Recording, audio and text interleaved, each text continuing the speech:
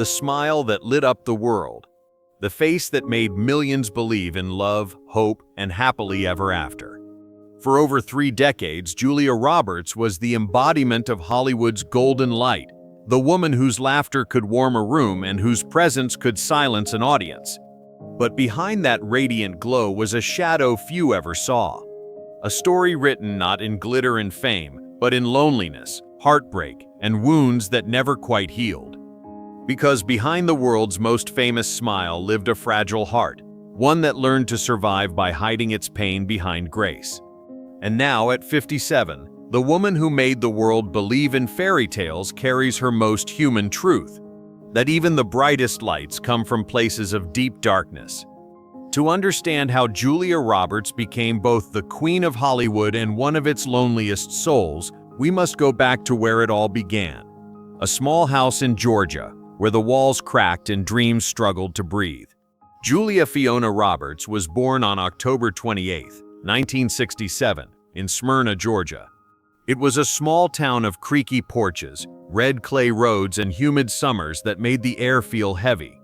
Her parents, Walter and Betty Lou Roberts, were both actors, passionate, artistic souls who dared to dream differently in a conservative southern town.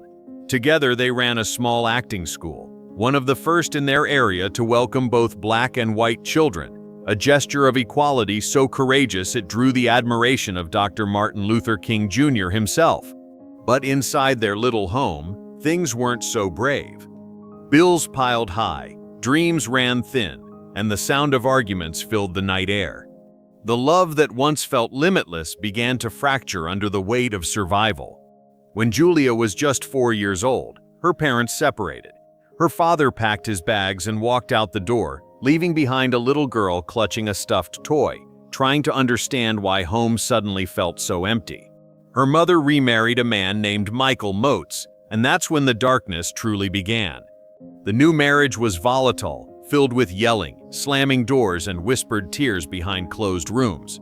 Police were called more than once, and Julia, her brother Eric, and sister Lisa learned the quiet art of survival, walking softly, speaking gently, and avoiding anything that might ignite another storm. She developed a stutter. Words became trapped in her throat like tiny birds unable to fly. At school, she sat in corners, drawing instead of talking. Her classmates teased her for her crooked teeth and called her fangy. That smile, destined to light up the world, was once her greatest source of shame. And then came the first heartbreak of her life, one that would define her forever. At 10 years old, Julia lost her father to throat cancer. He had hidden his illness from his children, never wanting them to worry, but his death shattered her. Before passing, he recorded a few cassette tapes of bedtime stories, his voice warm and gentle, guiding her into sleep even when he was gone. Every night, Julia played those tapes until they wore out. Sometimes she pressed the recorder against her chest as if she could hold his hand through sound. In that moment, she learned what loss truly was, and how love could linger even when the person was gone. Her childhood wasn't built on fairy tales. It was built on survival, silence, and a longing to be loved.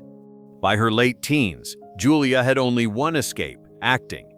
It wasn't about fame or money. It was about expression, about finding a voice when words had once betrayed her. Through small community plays, she discovered something extraordinary. When she performed, her stutter disappeared. The fear melted away. For the first time, she wasn't the quiet girl in the corner. She was someone who mattered. At 18, she packed her bags and left Georgia behind. She boarded a bus to New York City with just a few $100s, a dream, and her father's old watch, the last connection she had to him. The city didn't welcome her. It was cold, relentless, and indifferent. Her first apartment was so small she could touch both walls at once. The heater was broken, and in winter she slept wearing her coat. She lived off instant noodles, counting coins to make rent. She auditioned for commercials, background roles, anything, and faced rejection after rejection. Some days she'd return home, her feet blistered from walking across the city, whispering to herself, "Tomorrow, try again tomorrow." When money finally ran out, Julia did the unthinkable. She walked into a pawn shop and sold her father's watch, the only thing she had left of him.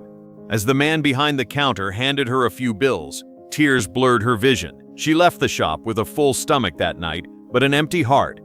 Years later, after fame had found her, she tracked that same watch down and bought it back. She never wore it again. She kept it in a small box as a symbol of everything she had lost and everything she had survived. Then came her first real break, a tiny role in a Clairol commercial that earned her a union card. It wasn't much, but it meant she was finally a professional. From there, she moved to television, appearing in Crime Story and Miami Vice. And then in 1988, she caught the world's attention in Mystic Pizza. Critics called her magnetic. Her energy leapt off the screen. The girl who once hid her face was now impossible to ignore. But her true turning point came with Steel Magnolias. Playing Shelby, a fragile young woman battling illness, Julia poured every memory of fear, loss, and grief into the role. She cried real tears on set, not for the cameras, but for the little girl inside her who had lost everything. The performance earned her an Oscar nomination and a Golden Globe. For the first time, the world saw what she had always known: pain, when transformed into art, can become power. In 1990, Julia received a script called Pretty Woman. It was supposed to be a gritty drama, not the fairy tale it became. But when Julia smiled during her audition, everything changed. That smile rewrote the film, and soon the unknown girl from Georgia was the face of one of Hollywood's biggest hits. Overnight, Julia Roberts became the most beloved actress in the world. Audiences fell in love with her energy, her laugh, her ability to make vulnerability feel like strength. The film grossed hundreds of millions, and Julia became the highest-paid actress in history. But behind the glamour was exhaustion. The pressure to stay perfect was crushing. She barely slept, constantly working, constantly photographed, constantly performing. Her personal life began to crumble under the weight of public attention. She dated Liam Neeson, gentle but distant, then Dylan McDermott, passionate but fleeting. And then came Kiefer Sutherland, Hollywood's golden couple. Their chemistry was electric. Magazines called their love destiny. The wedding was set. The world waited for the day Julia Roberts would walk down the aisle in white. But in the weeks leading up to it, something changed. Rumors of infidelity surfaced. Arguments turned cold. Julia smiled for the cameras but cried alone at night. And just 3 days before the ceremony, she did the unthinkable. She canceled the wedding. The dress hung untouched. Guests were already arriving. Reporters surrounded her home. But Julia stayed silent. In a quiet room, she sat staring at the engagement ring that now felt like a chain. Later, Kiefer Sutherland would admit, "She was braver than I was." For Julia, that decision wasn't rebellion, it was survival. And from that heartbreak came a new depth in her art. In Sleeping with the Enemy, she portrayed a woman escaping abuse with such raw honesty that audiences could feel her truth. In Dying Young, she brought fragility and compassion that mirrored her own search for healing. Hollywood saw an actress at her peak. Julia was just trying to breathe. In 1993, Julia surprised the world again by marrying country singer Lyle Lovett. It wasn't a red carpet wedding. It was a quiet ceremony in a small Indiana church. No diamonds, no headlines, just two souls hoping to find peace. For a brief moment, she believed she had found it. But the demands of fame and distance tore them apart. 2 years later, they divorced quietly and respectfully. No scandals, no bitterness, just acceptance. Julia later said, "It wasn't failure. It was just something that wasn't meant to last." The mid-1990s found her in a strange place, adored by millions, yet lonelier than ever. She once confessed, "The whole world loves me, but sometimes I feel like I belong to no one." She kept working. My Best Friend's Wedding, Notting Hill, Runaway Bride.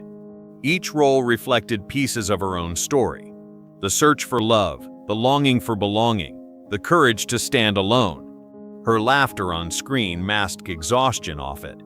Fame had given her everything but peace. Then, while filming The Mexican in 2000, Julia met Daniel Mater, a quiet cinematographer with no desire for the spotlight.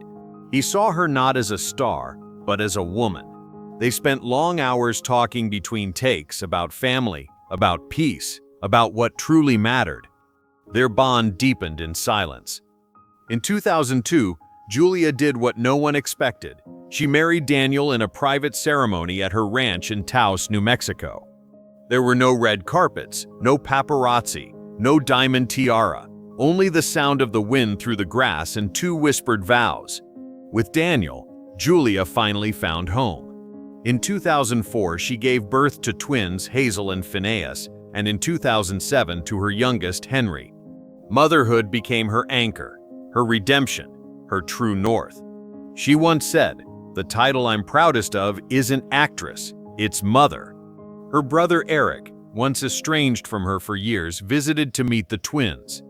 When he held them, years of resentment melted away. The family bond was renewed, not through fame but through forgiveness. Yet life still carried sorrow. In 2014, Julia lost her half-sister, a tragedy she bore privately, away from cameras. Friends said she often sat outside at night, listening to the wind, as if trying to speak to the past. She had learned to carry pain not as a burden, but as a quiet companion. Today, at 57, Julia Roberts lives between Malibu and Taos.